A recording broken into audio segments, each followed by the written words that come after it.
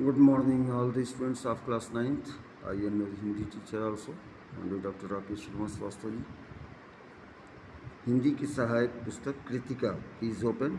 Kritika page number 56.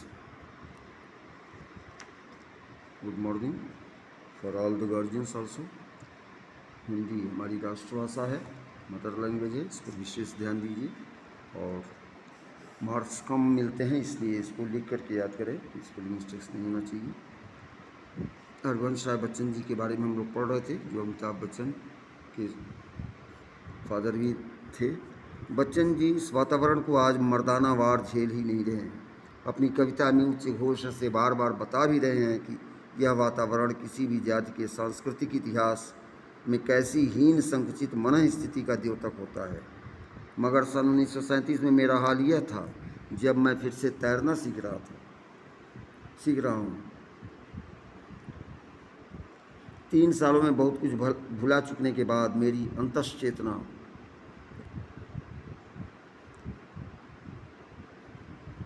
अंतश्चेतना का यही स्वर था कि बच्चन शायद मुझे इसीलिए इलाहाबाद लाए हैं. प्रयागराज वह मैदान में उतर चुके हैं. बस जरा आर्थिक रूप से निश्चिंत हो जाने की देर है. बहुत एक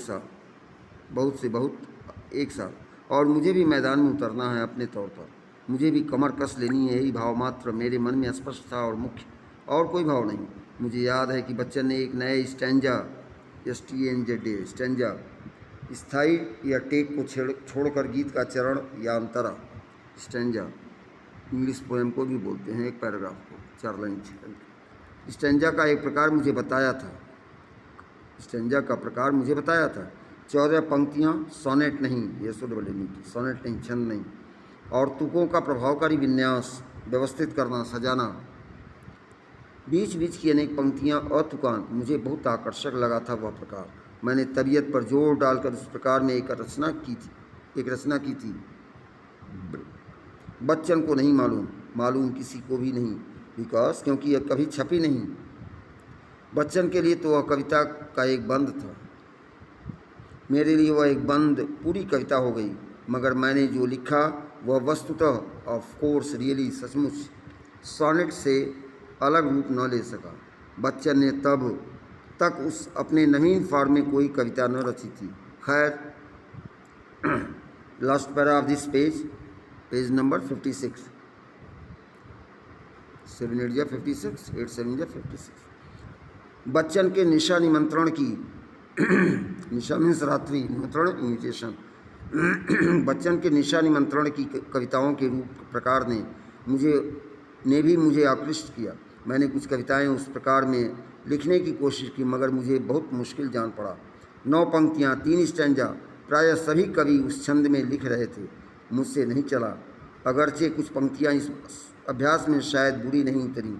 निशा निमंत्रण के कवि के प्रति मेरी एक कविता, जिस पर पंत जी के कुछ संशोधन भी हैं, अमेंडमेंट्स भी हैं, करेक्शंस भी हैं, रूपाभ काल में किए हुए, मेरे पास आज भी अप्रकाशित सुरक्षित हैं. उसका भी बच्चन को पता नहीं. नेक्स्ट पेज पे आइए, पेज नंबर 57. किस तरह आखिरकार मैं हिंदी में आया, अपने बारे में बता रहे हैं. मैं अपने कोर्स की ओर ध्यान नहीं दे रहा था. इससे बच्चन को क्षोभ था. क्षोभ मीन्स असंतोष, अनसेटिस्फैक्शन, व्याकुलता, दुख, सैडनेस. अतः मेरे मन में भी एक अस्थाई संकोच. खैर, 2 साल पूरे करके आखिर फाइनल का इम्तिहान मैंने फिर भी नहीं ही दिया.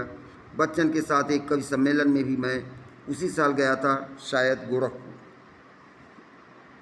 जहाँ से हम लोग पढ़ाई कर रहे हैं, बोल रहे हैं, शायद गोरखपुर.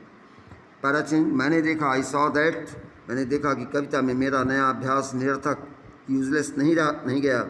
सरस्वती में छपी एक कविता ने निराला जी का ध्यान आकृष्ट किया.